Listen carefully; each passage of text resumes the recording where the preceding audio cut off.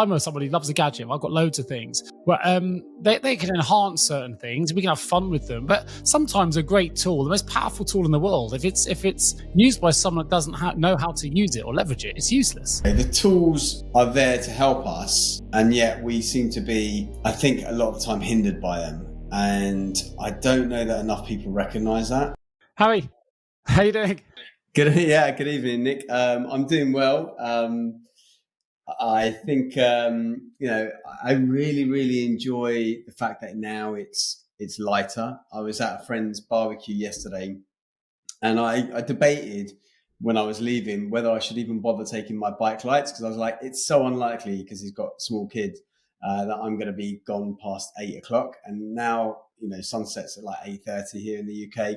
It's so nice. It's still light out there. You've got good weather. It's been like proper full-on thunderstorms here in Devon, like all day, full-on clouds have opened. It's been biblical. Well, we haven't had like sunshine like it was tail end of last week and a bit over the weekend. Which has been good actually, because I was cycling about 45 minutes each way to get to the place I was getting to today. I just didn't want it to rain, because otherwise it'd be annoying to try and go by other transport mechanisms. But it's pretty bright. I mean, for me, what I realise is, and I realise this every summer, but I don't feel I get it until the summer comes around, is that I definitely am affected by seasonal affective disorder, SAD, and I get a little bit depressed and low level of mood during the winter. And then as soon as it becomes like May time and the clocks change in March and there's just brighter, warmer weather, I'm feeling so much better. But I don't know if it's seasonal affective or it's just being in English, living in England. I swear the morale of this country has gone through the roof after just one day of sunshine. My wife sent me a picture when I was in Nashville. She's on a sunbed. Life is good. Everyone's out and about. I'm not saying you don't suffer from it, but right now we've had so much rain, so much consistent, terrible weather. It's the worst weather I can ever remember being in England. And we finally get that day of sunshine, 2 days of sunshine. I had a day yesterday out on the mowers, doing some gardening. Lucy was out on the sunbather. And then today we're back to normal, full-on biblical rain. But we were very happy yesterday. It was a good place to be in England. Well, I mean, the thing is, you say, oh, look, okay, England, miserable weather, day of sunshine, we all get really excited. But interestingly, I mean, pulling this back to my beat model, which listeners have heard about before, but one of the things that within my beat model under the elements section is fire. So elements has got 5 elements: air, water, earth, fire, and ether. And fire, one of the components of fire is this idea of sunshine, right? Daylight, sunshine, and so on. And for me, that was an intuitive addition into that model. I was like, I feel so good when the sun's out, right? Everyone tends to feel good when the sun's out. Sure. So that must be important. And then it was like in the months and years subsequent to that I did the various research on how important it is, and not just the vitamin D side of things, because the sun has a lot more reactions in the body than just producing vitamin D. And so, yeah, I mean, it kind of goes back to this idea of generally what makes us feel good tends to be good for us. And we, a lot of the time, I think we overcomplicate this well-being aspect of things. And I saw an interesting post the other day on Instagram where someone was talking about how people complain that well-being is a bit exclusive and expensive. And they were like, well, okay, walking in nature, free. Getting sleep, free. Drinking water, free. Moving your body, free. Getting out for morning light, free. I think that's quite an interesting point, because something that I've been talking about with one of my coaching clients, but also with Lucy and just generally, is I don't know if this is more prevalent in the UK, just where we live, so you see it more often. And when you're in the world of coaching, you come across this quite often, is that negativity bias, like the idea that, you know what, I want to get into mindfulness, but let's just immediately make it prohibitive by saying it's too expensive. When, as you very articulately just put, most of the things we need to do for ourselves, the idea that wellness is innate anyway, means that most of it is free. We've talked a lot about babies and infants that have nothing, and yet they're the happiest souls around when they want to be happy, because they're happy with nature, they're happy with nurture, they're happy to be able to breathe and just have the security of their parents. Like, we layer everything on top of each other to make it suddenly we need to have a better house to be happy. We need to have a better job to be happy. We need to have this book to be happy. And I said to my wife, actually, no, I said to my mum, because my mum's obviously dealing with, I don't know, we've gone back to the subject a lot about both of us losing our fathers, right? But she's obviously dealing with grief at the moment. And I've said to her, you got to take the words "I need" and "I can't" out of your vocabulary, right? There's nothing you need, and there's nothing you can't do. You just, if you have that mindset that I need him back, for example, in that instance, and I can't go on if he's not come back. Well, those two things aren't necessarily true. You want him back for sure, but you can go on. It's just going to be really, really difficult. But I'd say, to bring it back to what you were just talking about, wellness doesn't have to cost anything. You and I love a gadget, right? We like to enhance things. We also like to experiment. They're the kind of things that give us satisfaction. Not everyone's into gadgets, but for you and I, we like to experiment. Curiosity absolutely runs both of our minds, even though we're very different people. We like to stay curious. We like to try things out. We like to see if they work. We're fortunate that we do have access to resources of different levels to be able to try out some of these things. But you don't need it. Absolutely don't need it. You're right. No. Grounded in the soil is enough to start with, and being out in the sun. Yeah, exactly. It does for the nation. Walking barefoot, free. Everything's free. I mean, I would say, so the thing is with wellness is that I'm kind of in that world of keeping one eye out on the wellness trends and tracks and everything. And there's new businesses starting all the time, and they are making it seem like everything. They try and make things seem exclusive, right? For example, you've got clothing, right? Clothing is just clothing. And then you have fashion clothing, which makes it really, really expensive. Now, it's not expensive to clothe yourself, right? If you wanted to go to a charity shop, pick something up, or you can go for the other extreme. Both are getting the job done, right? They're covering your skin. It's the same with wellness, is that both are getting the job done. And like most things, the free things will take you 80-90% of the way there. I mean, sure, the extra stuff, maybe the red light therapy and the stem cell therapy and the other things are going to take you beyond from 100 to 120 or 140 or whatever it ends up being. But everyday natural things will take you to 100 or beyond possibly. So it is useful sometimes having the gadgets. And I was thinking about gadgets the other day because I'm thinking about whether I declutter my mum's house, but also some of the things that I'm not using. And, certain things I'm not using so much. I buy these gadgets, and actually some of them, it's a good reason I'm not using. Like I buy the things to help my neck sometimes when I pull my neck, and I haven't needed to use that for a long time, which is actually a good thing. But one of the things I definitely, like I said, I don't know if you found yours yet, is the Oura Ring. No, that's not done. I mean, I think that's gone now. That's disappeared. Are you still paying the subscription? Or no, I cancelled that. I did cancel about 9 months after, but I finally gave up finding it. I'm not saying the things you're saying aren't correct. Like I'm somebody who loves a gadget. I've got loads of things. But they can enhance certain things. We can have fun with them. But sometimes a great tool, the most powerful tool in the world, if it's used by someone that doesn't know how to use it or leverage it, it's useless. And I think sometimes, you'll go back to my favorite quote, and those that have listened to the show before will know exactly where I'm going with this because I've said it a few times. Those who look outward dream, those who look inward awaken. Now, we can look outward at the gadget we want to aspire to achieve. And I'm not saying don't go to try and achieve that gadget. But when you get that gadget, I mean, people will be listening to this and they'll know when you've saved up for something, you get it and you suddenly realize you're a bit deflated. It doesn't quite do what you wanted it to do. It hasn't quite given you the feeling you thought it might have.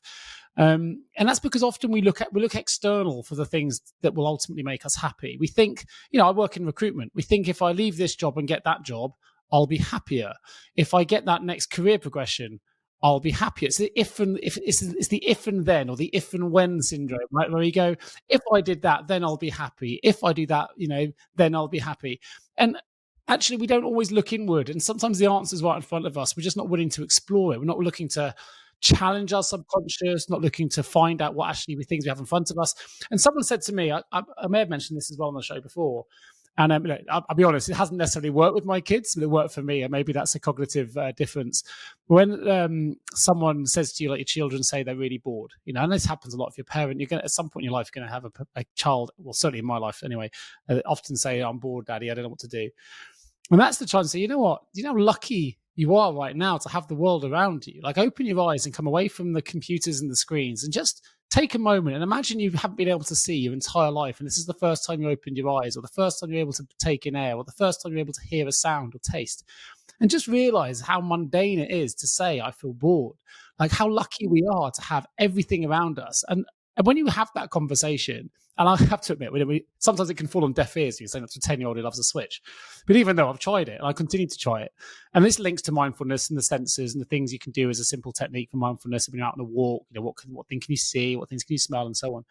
But the reality is we get so blindsided by the distractive gadgets, the things that we think we find happiness in, which often are just distraction tools. When we analyze what we're actually doing, you can spend 6 hours on a computer game and realize you're not actually happy doing it. It's just a way of passing the time. We're not willing to look inward. We're willing to look at what the real problem is and challenge that. And if they followed your beat model, which I'm a huge fan of, it's what got us on this conversation point. I read your book many years ago, right? None of those things really involve a gadget. You can have them to enhance something, but at the core, they're about community. They're about breath work. They're about nature. You're going to be water, hydration, sleep. Yeah, I mean, everything is there available to you. I think the thing with the gadgets is, for me, I don't possess the gadgets to create an emotional feeling of, I get this gadget, I'll be happy necessarily. It's more about insight. And I think certainly with the Aura Ring, it does give me insight. And like right now, for example, my resilience, there's a resilience tab that has been introduced probably since you lost your ring. It started off a few months ago being in the, I think, strong. There's basically exceptional, strong, solid, adequate. And it's wavered usually between strong and solid, but recently, last 4 or 5 days, it's going into adequate level, which is getting me pause for thought, because I'm thinking, and I don't think I've been sleeping as well recently, and there's a few other things happening. I think maybe later meals, the hotter rooms, daytime recovery, I think plays a part. And recently, I've been in saunas a lot with the ring on, so it thinks I'm in so it keeps saying I've got stressful days. So it's interesting because it allows me to then quantify objectively what I may be subjectively not able to see and feel, or validate what I already feel. But going to the gadgets, what you were talking about before, something that happened yesterday was I was trying to do a boxing HIIT workout session that I think we did when you came to visit me. Yeah. And I normally, because I ruined me. Normally, because I have like the wraps on my hands, I don't wear my watch, and so I take my watch off and I have a Bluetooth polar strap, and it was playing up and it wasn't working, and I probably wasted about 5-10 minutes like trying to change the battery, trying to make sure it was working, all of that, and then it didn't work. But I was thinking, oh well, why do I really need to know like my heartbeat? Right, when I'm training like that, like I think it was a bit like when you were talking about your run that you did not that long ago, where you had nothing, data, no nothing. Yeah, I think there can be sometimes too many obstacles to getting started with things, and this is where I go back to like, don't overcomplicate the whole well-being stuff. Is that you think, oh, I need to have this, I need to have a pedometer, I need to have these trainers, I need to have, whatever it is, the Lululemon gear to go to a yoga class. It's like, no, what you can do is put on YouTube and do downward dog. You don't need any of those things. I mean, look, you and I for a second, I jumped in on the individual that said to you, it's getting expensive, or that you read. For us, I'm an absolute gadget hoarder, right? And I swear by lots of them, but equally, some of the results I'm getting from the gadgets could be achieved if I change certain things in my lifestyle. So, I had a listener contact me today to say which brand of weighted blanket am I using? And by the way, it's Baloo, BALOO, for those that want to get access to it. And that's been a massive change in terms of improving my sleep, as is having a sauna before I go to bed. And I'm fortunate enough to be able to have one of those in my house so I can use a sauna. But equally, if I didn't have those things, I'm sure if you and I worked together, you could get my sleep in just the same level as it is now, that I'm using those things, just in a slightly different way. It's just that I'm using, sometimes gadgets give you a shortcut. And I think I'm a massive gadget fan. I'm surrounded by them. I've got a Garmin watch. I use Wattbike every day. I've got I'm on my iPhone like everybody else. But I think And when you've got your blue light blockers on as well right now. I have today, I'm jet lagged today. I got back from Nashville yesterday, so I'm 6 hours out. Yeah, I'm definitely feeling the jet lag. I'm looking at a screen first day back with about zillion emails. Yeah, I'm kind of for listeners that aren't aware why you're in Nashville, I think Nick won a very prestigious award there. What was the award all about? I did, yeah. No, it was exciting. I won an award. I mean, I'm in the recruitment services I provide are within the payroll and HR space, and I won something called the Global Vision Award by the largest membership organization in the payroll organization in the world, called Payroll Org, and it was for raising the profile of the payroll industry globally through my other podcast channels, content delivery, and all the different things I've done for 2 decades. And yeah, I'm the first person that's been recognized for that award that isn't someone who actually processes global payroll. So, last year's winner was Sherry Sullivan, who's a global payroll partner for EY. I mean, I'm in with some pretty big hitters in that space. So yeah, it was fantastic. 2,500 delegates in attendance, all name up in lights. Yeah, over the moon. Lovely trophy made by Tiffany and Co. Can't glass. It should be on next time we do a show. It'll be in the background. I haven't got out of the box yet, but yeah, I was over the moon because it's been a big commitment to a professional industry that I'm very passionate about, and to I'm one of the fortunate few that's been able to get recognised for that. Even though there were many other people that were equally, I think, commendable that could have won it. So to be the one that that was announced, and it wasn't an award that we applied for. It was an award that was bestowed by the powers that be that said, actually, it's you. So yeah, over the moon. Well, congratulations! And even though the internal reward should be enough, it's also nice to be externally recognised.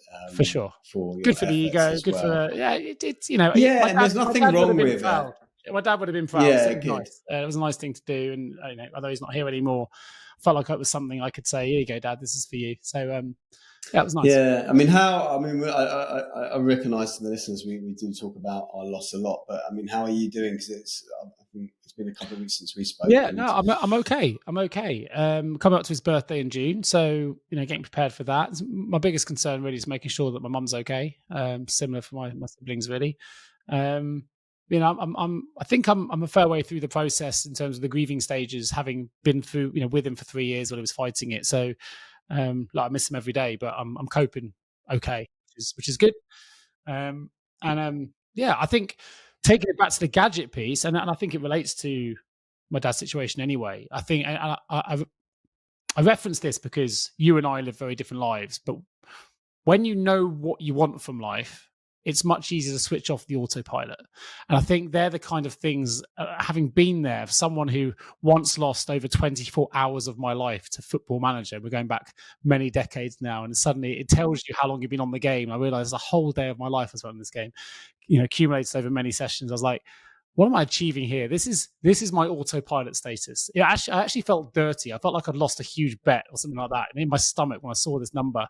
And I think I haven't really played games ever since that moment. And it was like, you know what? I need to get clear on what I want from life, switch off the autopilot, switch off some of the distractions, get clarity on what I want to achieve. And then I think it directs your decisions much better in terms of my question is, are you playing on that weekly basis with your mates though? That was the question. No, completely. That was definitely a wasted investment. I think I did it 1 week. And it's just not me. I know. It definitely was a waste investment. I thought it was a way of keeping in touch. For those listening, right, I went out and bought a PlayStation 5 after being away with my friends. We met up for a bit of a reunion with some uni pals, and they all met every week on a Wednesday to play FIFA. And it was more about connecting and chatting and having a bit of competition. And I thought, you know what, I've fit, FOMO here, missing out on my pals. Let's join the party, and I'll be the worst at the game, whatever. Bought a PS5 for God knows how much, £300-400 quid. And I think I played with them once. It's my life's just, I don't know if they're listening to this or not. I don't know, but they'll know I'm not there. And there's just always bigger priorities than getting on a computer and playing games. Even though it's connecting with my pals, I'd rather do it face to face than over or through a pad, a game pad. So I know I do somewhat worry how I was thinking about this. I think about this often, but like how digital we've gone now and how it's likely to get worse. There's the new Oculus, which has got, I think it's not maybe by Meta, but it's someone else, where they've got like a 3-directional, omnidirectional pad that you can run and walk on. So it's like you're exercising, but you're in this virtual world, so you can explore things, which on the one hand could be great, because I could just decide to like walk on a beach in Bali after we finish our call right now. And I think for those things, or you could do a virtual house tour, right? You could go and see 15 houses in a day if you're buying a property without actually having to travel. But on the flip side, as we become more and more dependent on these things, and I think in the beginning we always say we'll limit things and we'll use it to help us and shortcut things. But I've already seen it with my nieces now, where they're 10 and 11. The 11-year-old is at secondary school, has now got her own phone. The 10-year-old still at primary school got a laptop. Different mothers. So one of each of my sisters, and already I'm noticing how the 11-year-old is on the phone, going into a room, spending time in a room a lot more than she was before, which is obviously part of being a preteen anyway. And the 10-year-old, I think when you were talking about, oh, I'm bored, I heard her say that. I think it was like one of the first few times I've heard her say that the other day when we were having Greek Easter. And it was like, wow, like, because we forget how to do things without those devices a lot of the time. And I think like we will find that we become a bit like Bruce Willis in Surrogates, if you saw that movie, where they basically have robots that they control from their living room, and they go out. So they're basically replicas of you. Imagine yourself, but you design it so you look 25 instead of 45 or whatever. And you go out and you do your job as you would normally do it, but you're sitting at home, and then the surrogate is going out and navigating the traffic. So, it's a lot safer for you physically, but then they don't get out of their dressing gowns. The people at home don't shave. Interesting point. The two things I'll make. One is sometimes we can over sanitize, and you'll know this. We talked about gut health last time. We sanitize everything and we get sicker. Like, we think we're trying to make ourselves healthier, and actually by killing everything we come into contact with, actually we don't create any microbiome whatsoever, any real defense to anything, and we end up a lot sicker by sanitizing everything. And by the same measure, I think when it comes to gadgets, computer games. I mean, I remember when growing up, and I'm going to make myself sound old-fashioned and archaic now, but even when I grew up, like, we had a choice of 3 or 4 channels and 3 or 4 games. And I think there's such an abundance of stuff now. People get bored quicker because there's too much choice. I mean, I'm a massive fan of Ramsey's like Kitchen Nightmares, and he goes in and sorts out hotels and stuff. The first thing he always does is he'll look at the menu that has a million items on it and go, you know what? It's too much choice. Streamline it, bring it down to just a few options. People don't like that much choice. It's confusing. It makes them anxious. You need to go and just give them a few options and help them along. We've got so many channels now. I remember my favorite artist is Bruce Springsteen. He does a great song about, it's 64 channels and nothing on. And I think it's that kind of thing at the moment. There's so much choice that kids they only want to do that one thing. We can't understand it when we're adults, because we're like, how could you possibly be bored? Like, we never had any of this stuff growing up. You've got a garden outside, you've got a massive trampoline in the garden, you've got football nets, you've got all these things which are outdoors, and you spend the next 7 hours every weekend. If that's by choice, if I gave you the choice, you'd be spending it on a Switch playing a single game. Or even worse, you spend it on YouTube watching someone else play a game, which for me is just insane. Yeah, I can't think of anything more dull.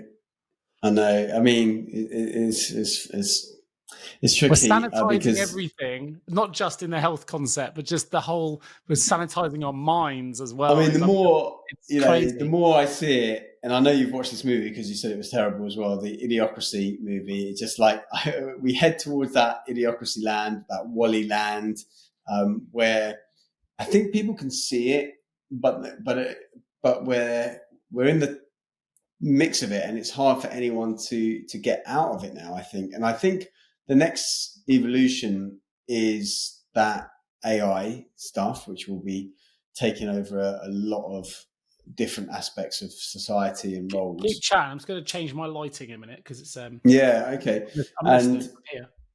So I think that it's hard when you're in the mix of things to make that course correction, especially because you might be wanting to make that course correction, but you know that 99 other people want to keep things going the way they're going. And so it's hard to turn against the tide of what's already happening.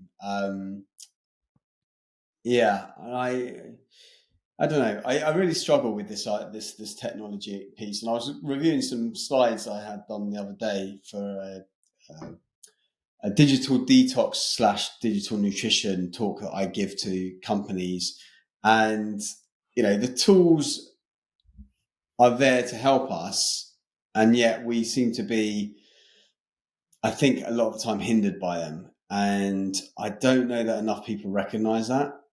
I don't think enough people recognize just the addiction. And I notice it for myself now massively, where if I'm not with my phone somewhere, even I had my phone at my table before the call next to the laptop, which I don't normally do. I normally, if I'm going to have it anywhere, I'll have it behind the laptop so I can't see it, because it becomes a distraction. Luckily, I did see it because you sent me a text message saying you're almost ready. I think I sent a text message, which is one you get every week of me saying I'm going to be late, which is actually what you got. Yes, which I wish I'd known. I wouldn't have rushed my dinner. But actually, I wanted to pick up on that language thing that you were talking about with your mum, where you were asking how she's doing. She's like, I don't think I'm going to be able to cope, and I can't cope, and whatever. And just to pick up on that point about language, because your worldview is shaped by the language that you choose to use to describe your environment. I think I had a whole chapter in my first book, The Thought Gym, on language, and gave silly examples like, I have to do the ironing, because when you have to do something, it creates more of an obligation, a sense of resistance in you. Whereas if you say something like, I choose to do the ironing, or I'm going to do the ironing, or I'm doing the ironing, or whatever the thing may be, you're choosing the language, and the language you choose will actually dictate the emotional response that you're getting from that. And whilst it might be true that at that moment, like you say, the word can't is almost like ongoing and definitive. Like, I can't do this. You might be able to say, I haven't been able to do this up till now, right? That is true. That is factually true. You haven't been able to do that thing up till now. But can't indicates foreverness, or it's an ongoing thing. It was you that, and if it wasn't you, apologies. I'm sure you said to me, because this goes back, we're still on a cycle tour. I'm attributing this to you. If it's not you, let me know. But you said you can only ever control two things. It sounds like your language. You said, Nick, there's only two things you can control. One is attitude, and two is actions. And I think that that's massive. When we understand that and actually really let that sink in, we can hear these things and they can pass us by, like clouds, or we can really let them sink in. If you think about our attitude and our actions to those actions, which links to the Stoic philosophy, which talks about a lot, which is controlling what you can, coping with what you can't, and concentrating on what's important, which is evident in what I was speaking to my mum about. There's attitude and actions, and this links back to the boredom thing as well, right? If we have the attitude of, I don't have this game, so I'm sad, or I don't want to go outside, or I'm only going to be happy if I have this, then our actions are going to follow that level of attitude. But if we focus on being grateful for what we already have, being alive in this world, it's going to change the way we act and our attitude to those things as well. I think it's, I'm sure, it sounds, because you always put things in numbers as two things. No, it is definitely, massive. I say that all the time to the students I'm in front of. That's almost every single workshop I'm saying attitude and actions, because it really is all you can control. And it's when I think about, now we're not going to go down to global conspiracies and agendas and Illuminati and all this sort of stuff. We've got no agenda for today's chat. Yeah, we can do. I mean, but what was I listening to the other day? I can't remember what it was, but I'm just thinking about, there are these, I don't want to call them conspiracy theories. I want to call them ideas and theories. Well, they're not even ideas and theories. They're actual, right? Governments. Let's talk about, say, lockdown, right? COVID lockdowns as an example. I'm just using it as an example. The instruction was stay at home, right? For the vast majority of people. No one came to your front door, locked you in that house, right? So they are relying on your personal actions to do that activity. They do not control you, right? You control yourself. You chose to stay locked in because you were persuaded by one thing or the other. But ultimately, governments, no one has control over anyone, right? You might argue that as a parent, you've got control over your baby to some degree, but by the time they get to a bit of an older age, you don't really have much control over them. And I think like recognizing that, because people feel like they're really powerless to do a lot of things, and in certain ways we are, right? We see massive atrocities going on all around the world, and we feel powerless to do anything about it. But on the flip side, we've got all the power. We just don't recognize it because we feel like we're too small to make that difference. Whereas if, for example, everybody, and we've seen this with the rise of, say, plant-based nutrition, right? I'm not arguing for it because a lot of it, I was in Sainsbury's earlier, all this free from aisle and whatever else, it's all rubbish. But because people have wanted to put their money into that, that's where the industry is headed.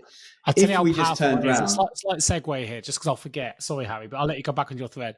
This is driving my wife up the wall, and this is my fault. This is about how I'm getting suckered in, and I'm pretty. I would like to think I'm pretty, cognizant when it comes to food choice and things. But when I'm in a rush, I'm in a supermarket, I keep buying stuff that's free from or plant and not gluten. I'm trying to buy something that's gluten free. I keep buying free from stuff and realizing it's not gluten free, and I come back with all these things, and it's like Lucy will go, Nick, that's not gluten free. Is that what you tried to get? I was like, yeah, no, this is just free from meat. You bought yourself literally like a salt beef sandwich, which is free from meat. It's a sandwich. It's got. I'm like, oh, I don't know. I just saw the free from the marketing's. Yeah, you have to spend a lot of time making a healthy choice. You read the back and it's full of absolute crap. I mean, I was struggling today to buy oat milk because there's a lot of stuff in oat milk, and I don't generally want it. But I guess what I'm saying is I've lost my thread. That's my fault. I take full accountability. But I'm getting told off for this. But what I'm saying, basically, there's power in purchasing, right? You have purchasing power so if you demand certain things, like for example, I remember there's a famous Michael Jackson song, and it's the one where he goes on about all these lies being told in the tabloid. I can't remember the name of the song, but it's like we're fueling that because we're buying the newspapers that are printing those things. If we just turned around and said we're not going to read that, they're not going to print that sort of stuff. And we have the power. Like I think one of the phrases I often use is no single raindrop blames itself for the flood. We are all like a small part of a bigger machine, and no one kind of points and says, right, well, it's your fault. But collectively we are, and we can make a massive difference.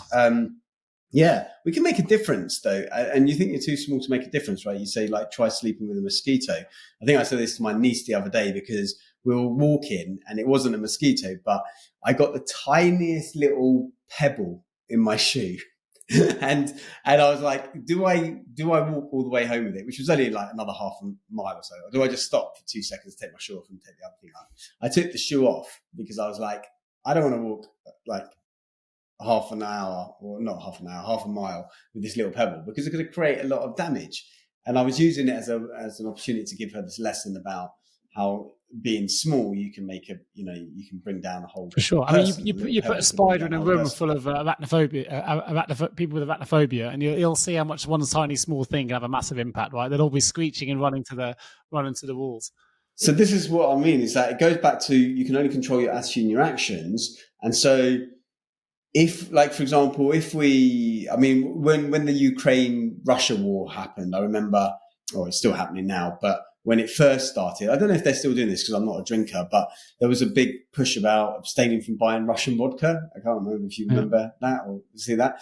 I have no doubt. I'm not a vodka drinker or purchaser. Yeah, I'm not a vodka drinker. Like, at least not to go and buy it. It's like people stop drinking Corona in the coronavirus. I mean, it's all a bit mad, really. Yeah, but or for example, what was it, Bud Light, where they did that ridiculous campaign with a certain influencer, and it had a massive backlash on their share price and dropped the share price because people weren't buying it.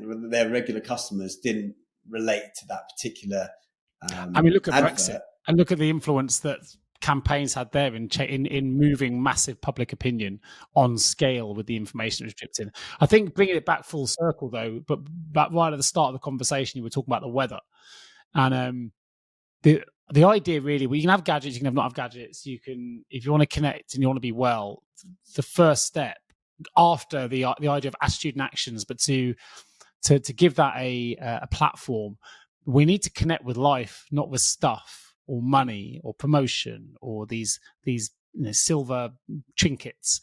Just connect with life first. When you do that, goes back to the looking inward rather than looking outward thing. Connect with life first. And for you, that might be slightly different to me. You like to connect with your breathing.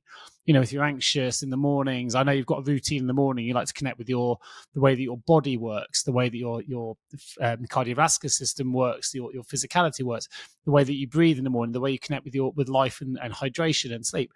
It goes back to those. Well, actually, your beat model, those fundamentals. Once we've got those things lined up, then we can start, if we want to explore a little bit further, because you should really have happiness relatively, ingrained if you get those things right. After that, if you can't get it right, maybe we need some additional support and we can look at where those things are. But sometimes we seek the trinket before we've actually, looked inward first. I'm not saying trinkets and gadgets can't help if you've done all those things in the first instance, but first, before anything else, if you want to get, into the world of wellness and feel better, connect with life first, get those things lined up. And then when you've done all the things that you think are maximizing your potential to engage with life and connect with life, then you probably gain the wisdom to know where you need to go. You know what part of your bucket you're not filling, what energy bucket that is, or what part of your beat model that's missing. Well, it might be it's community, maybe it's something else. But connect with life first. I think that's the first thing.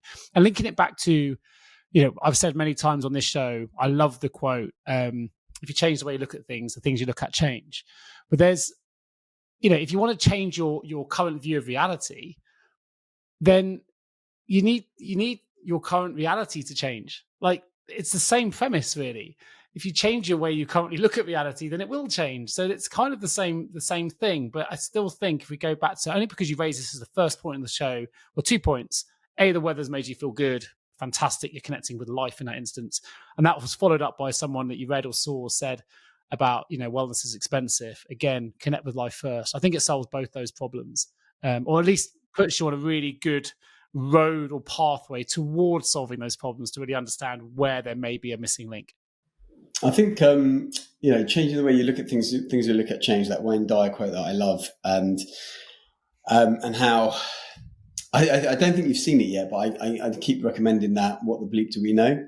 Where it talks about. No, I know. You know what? I'm going to make it because you've mentioned on the last 5 shows we've done together. So because I do love that as an easy on ramp for the what the bleep do we know, right? Is that right? What the bleep, as in like what the F do we know? But they use the word bleep, as in like when you bleep out something. Before our next recording, for sure.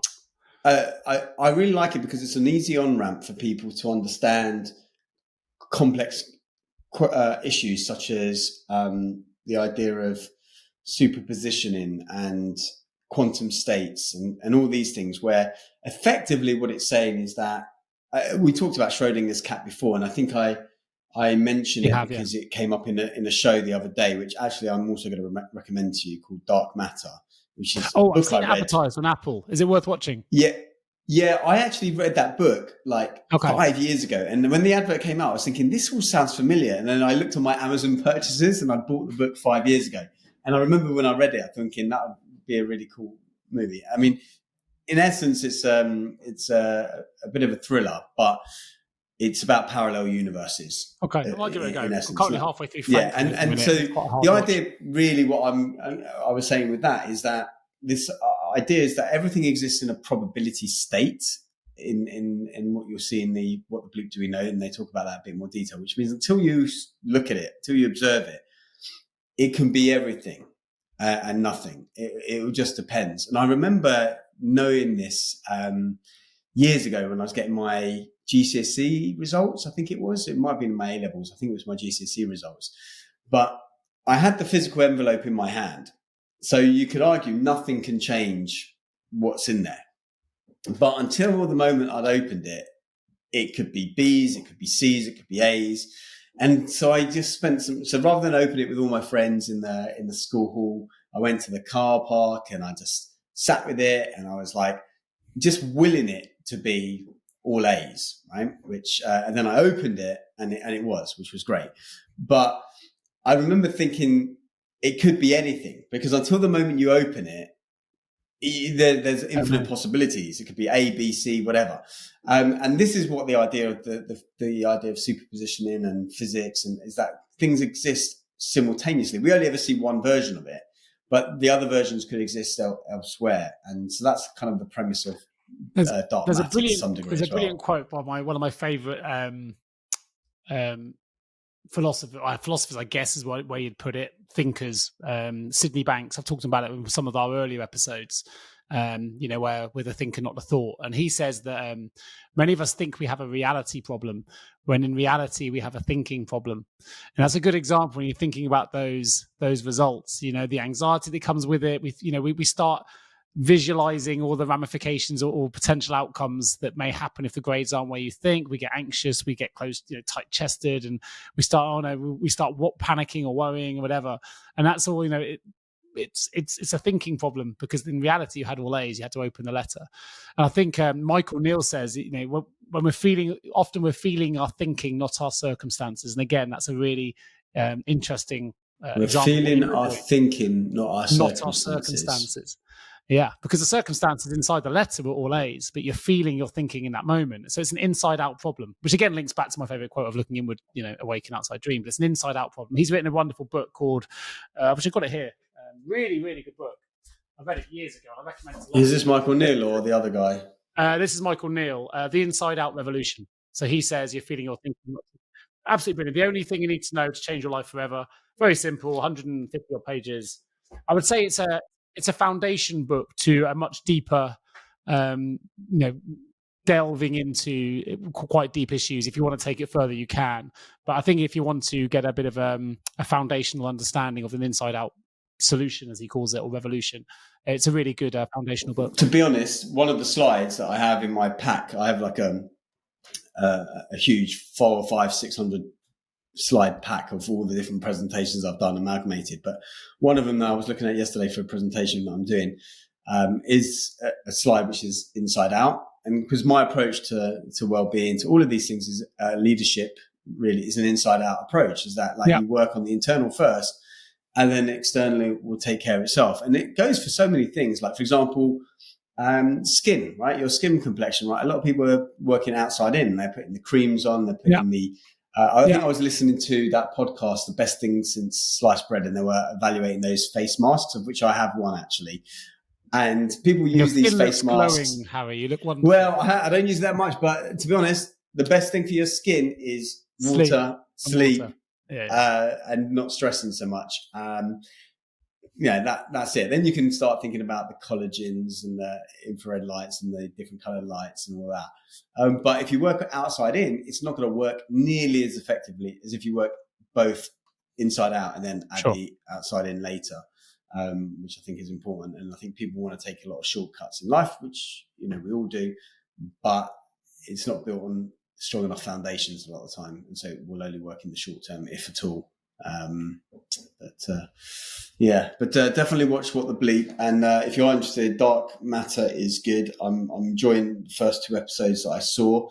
The book is vaguely coming back to me. I remember they do travel to some version of Earth where it's super advanced. I mean, obviously it's still the same year, but it's like super advanced because of something happening at some point in history that changed the trajectory. And I often think about that. It's like all these little ripples, like what if, what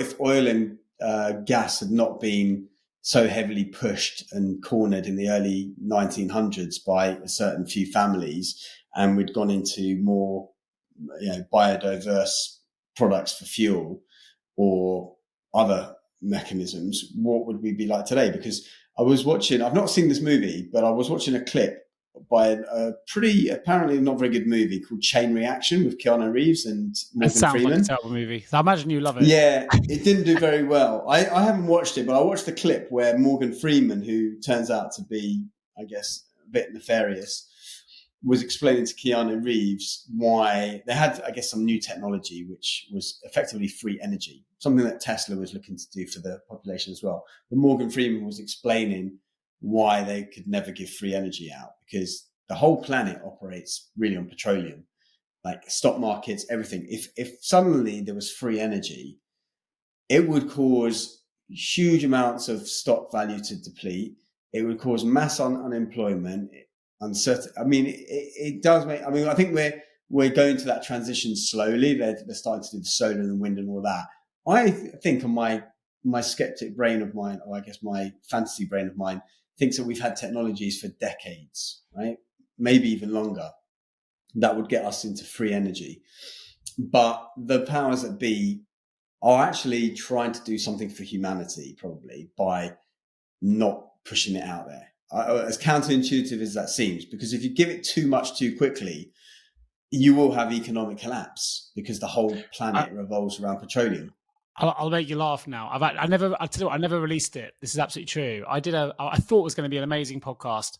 And I wrote, again, talking about the payroll industry and trying to raise the profile. And I don't want to lose listeners who have no interest in payroll. But back in 2018, I created a 5 of a 6-part. I never recorded the sixth episode. I'll tell you for why. A 5 episodes of a new podcast, which was a story about what would happen next, sci-fi, if everyone in payroll was suddenly got this mad disease, which kind of in the water, or basically they drank the water and became unable to process payroll. What would happen if every single person who understood the process was rendered unable to do it, right? They were paralyzed by it. What would happen next? So no one could get paid. So, I took it to the nth degree where, there was literal martial law. Nothing could get fixed. No one was rioting in the streets. People weren't getting paid their money, which also brought down the NHS, brings down all different things.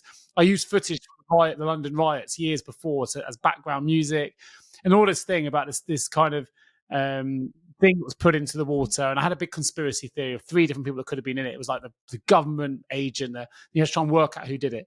And as I was about to release it and record the 6th episode, the pandemic broke out. I thought that would be completely inappropriate to release something about, a contagion that wipes out, all these. So I didn't release it, and it's now kind of sat in the archives. And I'm wondering if it would still be insensitive to release it now, whether it's now just. I don't think it would be insensitive. I think it would be interesting. I think people don't realise just quite how fragile our economic system is. I was watching yesterday on YouTube, and I do recommend this one as well. But have you heard of a guy called Ray Dalio? He's the head of Bridgewater Associates. I think I have. He manages like billions or trillions. I think you have to be worth like several billion to allow him to manage your money. Bridgewater Associates, a guy called Ray Dalio. He wrote a good book that you'd probably quite like called Principles.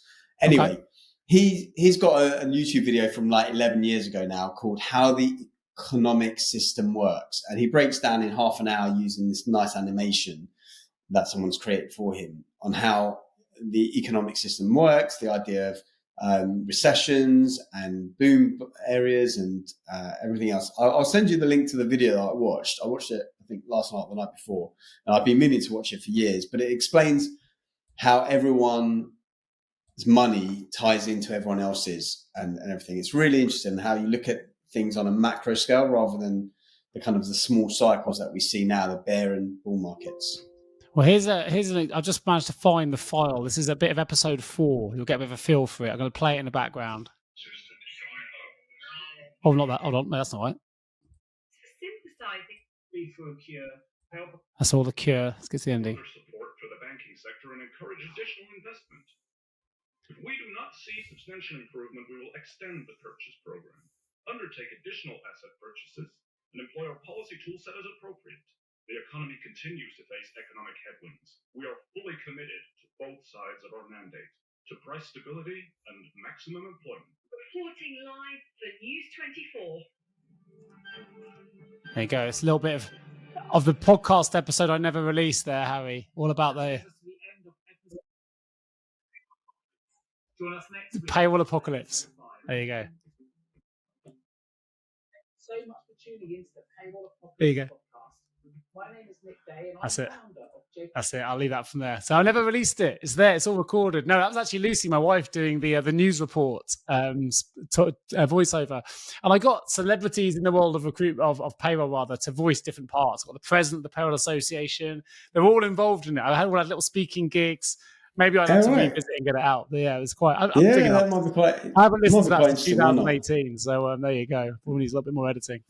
Long time. Oh wow. Yeah, but, who knows, mate? If you can't process payroll, we all fall down. It's the same with the natural resources.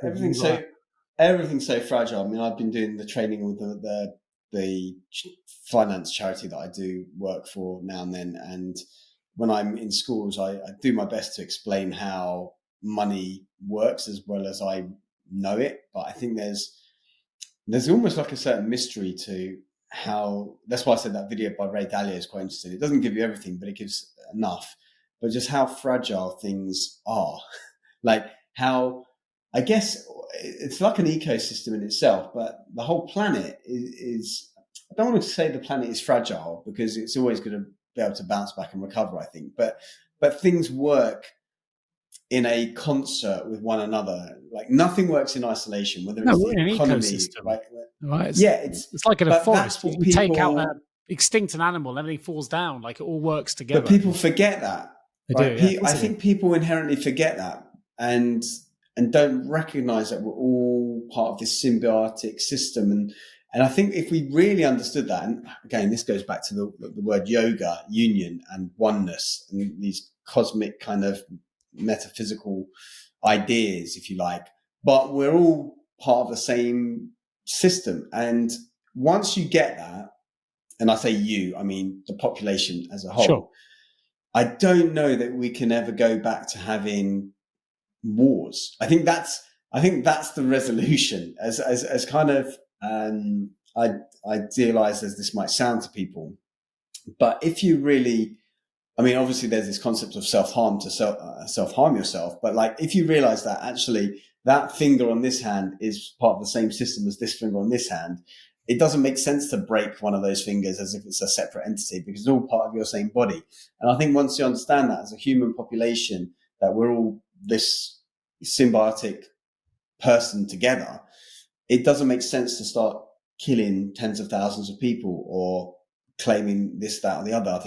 I just don't know whether we'll ever get to that stage, but I just feel like that is the reality. And if we remember that or learn that, I think it solves a lot of issues. I think it goes back to the why of this podcast show a little bit. You were talking about, we often think we can't make change when we're just doing it in isolation. But let's be honest, we got together, just to connect with each other and have a good chat about anything and everything. But also we are hoping that someone might listen to something and gain a little bit of insight or a little bit of inspiration, or maybe we'll raise some awareness in an individual that as a result goes and does something that has a positive impact on their life, even if it's right down to having a check for prostate cancer, right? It doesn't matter which episode you're listening to. Actually, speaking of which, I got, what did I get delivered today?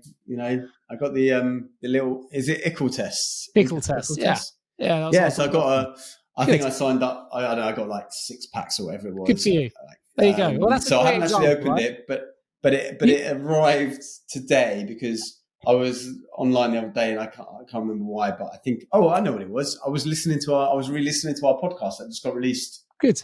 A few days ago. Well, the reality is 1 in 8 men are going to get prostate cancer. So if 1 in 8 of all of our listeners, if everyone got a little test, hopefully we'll save 1 in 8 for prostate cancer. I mean, it doesn't have to be that life changing in terms of what we're trying to do, but if we change ourselves, the world will change, right? It's the way we look at things, the way we do things, and there's an insight that we give or something we say, and often the insights, nothing's really original in this world. So, we're learning from others, from books and from webinars and life experience, and we're sharing what we've learned. Sometimes we'll use quotes, sometimes we'll learn from our own experience. But, we're not perfect. And we talked last time about the best time to plant a tree was 25 years ago. The next best time is today. If you listen to something in today's episode, the next episode, or 20 episodes ago, you hear something, and you know what? That would really work for me. I think I'll put it back onto the listeners and go, now the opportunity's on you. Like, do something about it. change, look inward, take that action, use that awareness to power change if you feel it's going to benefit your life. Because if you change yourself, the world will change. And you do it one person at a time, right? And yes, you might feel like you're as you mentioned, I hadn't heard it before, the raindrop doesn't cause the flood. But no single raindrop blames itself for the flood. Okay, nice, right? But if you feel like you're just a raindrop at the minute, this is where you can share this show with somebody else. Maybe they'll get something from it. You can now say, you know what, I did the ICL test and I feel empowered because I now know that hopefully that you're clear. And maybe you'll share that with someone else and they'll do an ICL test. And, that eventually will reduce the amount of people with prostate cancer, or make people sleep better by doing some of the sleep breathing techniques we've talked about. Or maybe they'll improve their gut health, or they'll just make better choices. And we do this on and as always, I would say, look, just do the smallest thing, because sometimes it can be overwhelming. And I was thinking about this a few weeks ago, because I'm trying to sort out lots of little jobs, right? Whether it's at my mum's house, whether it's at my place or whatever. And my simple goal, and I had to say it to myself like maybe 20, 30, 40 times in the day, just do one thing. And no matter whether it was big or small, whether it was putting up a picture or taking some rubbish to the skip, is like trying to accomplish just one thing that day. If I accomplish more, great, but really just one thing. Because then if I did something every day, then 365 days later, I'll have got a hell of a lot of stuff done. But if I get overwhelmed with the 15 things I've got to do, great advice. For me personally, I know that I end up with this paralysis analysis, procrastination forever state. So now it just became easy for me. It's like, okay, all I need to do is clear that cupboard, or all I need to do is hang this picture, or all I need to do is put this doorknob on. But actually, when you do that one thing, you get little like a spider's web of things can start happening as a result of that. Yeah, and it builds on the confidence, and it builds on your word as well. Because every time we break a word, like a promise to ourselves, I feel like we lose a little bit of our self-integrity and our self-belief. Yeah. Because we suddenly realize that our word isn't really worth anything. And if our word isn't worth anything to ourselves, then, what's the point? I mean, even like this week, actually, so this week, someone is coming to the UK from abroad that I'm like friends with. And it was a bit last minute that she told me she was coming. And she said, oh, let's, maybe I'll come on the Tuesday. I've got to be in Glastonbury on the Wednesday.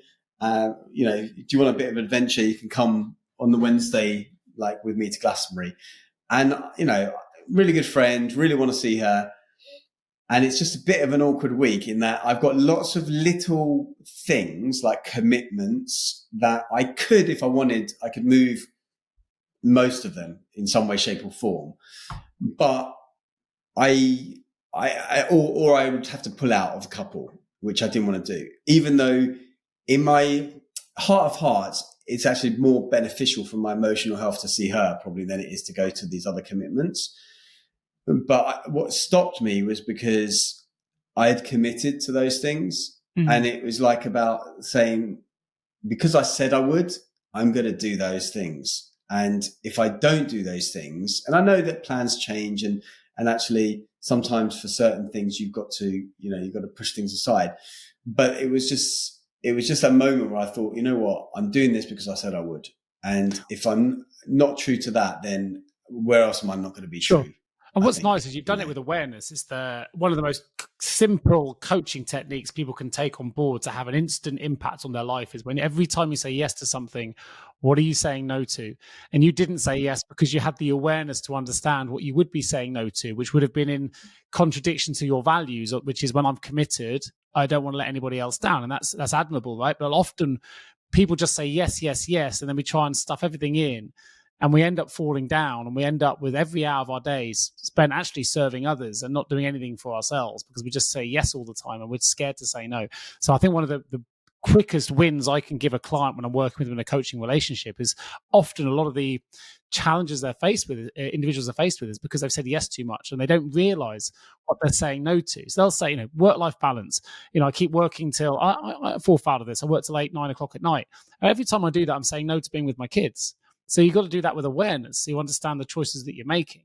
And like we always say, like I've got no issue with anyone taking any choice that they want, as long as like from a personal perspective, as long as it's with awareness, right? I'm never trying to get people to do things like, eat healthy all the time, or exercise all the time, do all these things. I think people have got a real misconception about what I actually teach a lot of the time. Primarily, it's do whatever you want to do, but just do it with awareness. And I think what I'm trying to get to with a lot of people is giving that awareness, and then the options of like, sometimes there are choices that will still get you what you want. For example, let's say the ice cream, right? You can do it with ice cream A, or you can do it with ice cream B. Ice cream A will give you this result. Ice cream B will give you this result. And actually, you might realize that you would prefer the alternative rather than the old way that you did it before.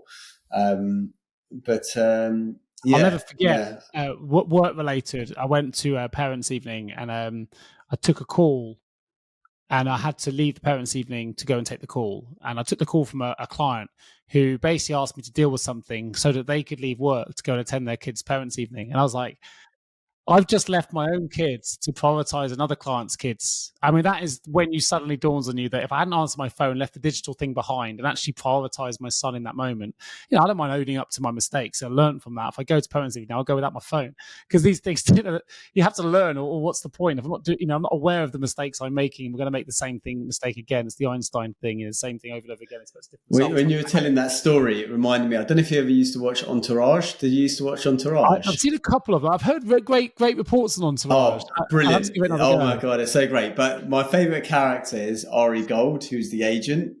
So he's the agent, and I can't remember the actor's name. Really great actor. Anyway, he's often going to marriage counselling with his wife, because he's a workaholic. And I remember, like, when they were going one day to a synagogue, or as a Sabbath or something like that, I'm not supposed to take any work calls, and he's got like 3 different phones, because she confiscates his phone and the backup phone, but then he's got like 1 or 2 other backup phones. But they're in the office of the therapist at this point, and I guess the discussion is about how he's not fully present, or not allowing work to stay at work. And he's like, he gets a call as well, and it's like, yeah, I know what you're saying there, but I've really got to. I've really got to take it, because it was, and it was just like, that's what I was thinking when you were saying that. Sounds like my life. I've got better. I really love Entourage. It was a great series. I might check that out. I've definitely got room to grow, but I've definitely got better at the same time. Think about I'm conscious of time, but something that came to mind. We should wrap up. Where you talk about doing a single change, because the single change can lead to many changes later on. It's like going back to your ecosystem thing. And someone said to me, like, it's really easy to tell how many pips are in an apple, but it's impossible to predict how many apples will grow from a single pip. And that's the idea. If you make one change, right, just don't think it's just one thing. It starts with one thing. Like making your bed in the morning can just make you more disciplined in many other facets of your life. You don't know how many things that's going to make you more disciplined out. And there's a book that's been written. It's just, I think it's titled "Make Your Bed in the Morning." Like, it's all about that. By the Navy SEAL guy. Yeah, absolutely. Navy SEAL, something along those lines. You can Google it, but it is the same book, same Navy SEAL guy. But that's the idea, right? We think, as you say, don't get overwhelmed. Start with one thing, and you'd be amazed at how many things this thing actually impacts in many areas. And I think that's quite an easy way of looking at it. And it's absolutely. Interestingly, I started making my bed a lot more consistently when I heard that guy on the podcast talking about it, because I didn't used to make it so much before, because I was always I wanted the bed to air, to be honest.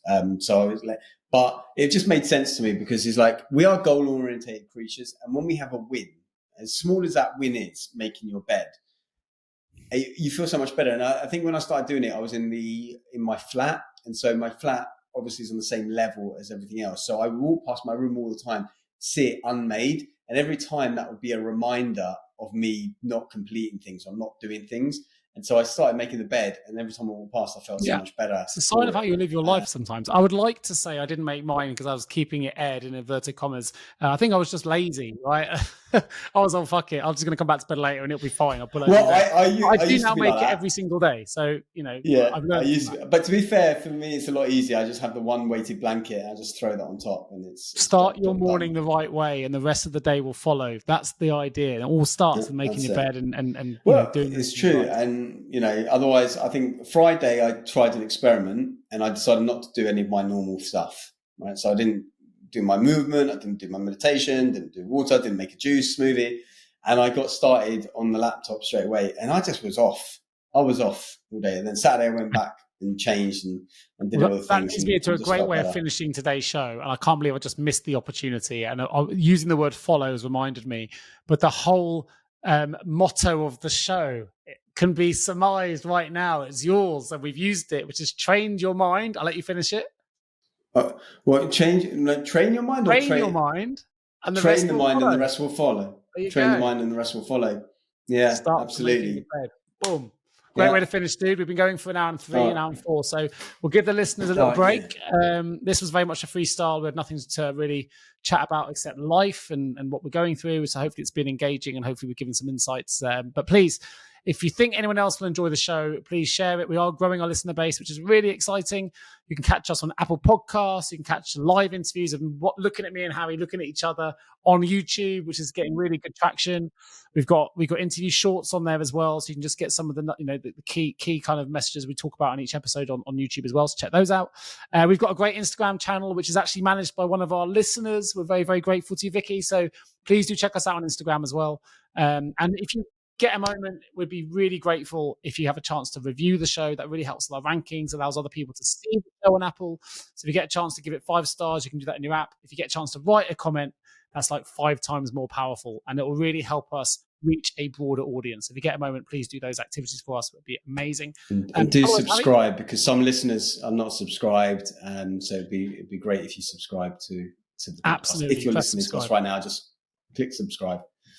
Really, and obviously, last thing, if you want us to cover anything, I'm getting comments. I think you're getting comments. I had someone ask, well, what's a weighted blanket brand I use? That's Baloo, in one of the comments I got this morning. So yeah, keep letting us know. We'll try and feature anything you want us to tackle. And otherwise, Harry, have a wonderful week. Really good to see you, buddy.